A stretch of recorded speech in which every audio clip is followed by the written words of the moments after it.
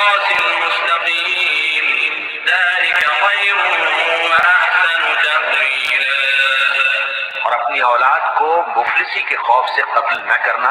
کیونکہ ان کو اور تم کو ہم ہی رزق دیتے ہیں۔ کچھ شک نہیں کہ ان کا مار ڈالنا بڑا سخت گناہ ہے،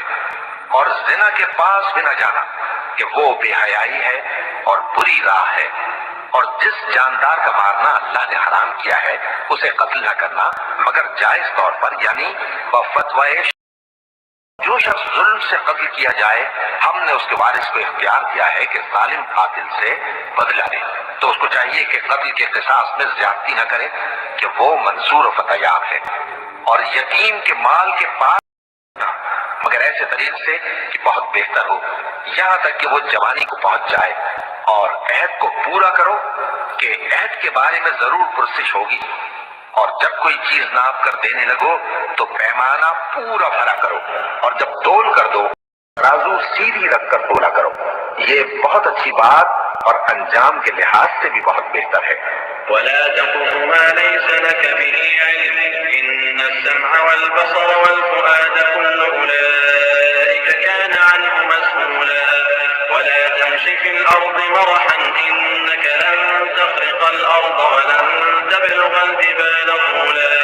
كل ذلك كان سيئه عند ربك مكروها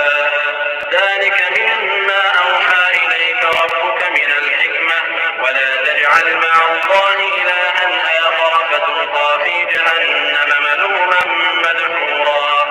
اور اے بندے،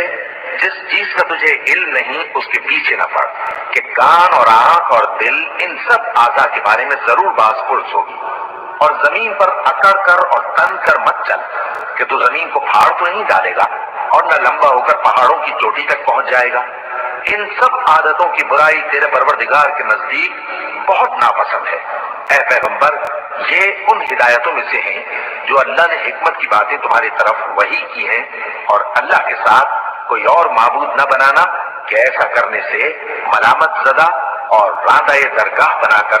جہنم میں ڈال دیے جاؤ گے۔ أفأصفاكم ربكم بالبنين واتخذ من الملائكة إناثا إنكم لتقولون قولا عظيما ولقد صرفنا في هذا القرآن ليذكروا وما يزيدهم إلا نفورا قل لو كان معه آلهة كما يقولون إذا لابتغوا إلى ذي العرش سبيلا سبحانه وتعالى عما يقولون علوا كبيرا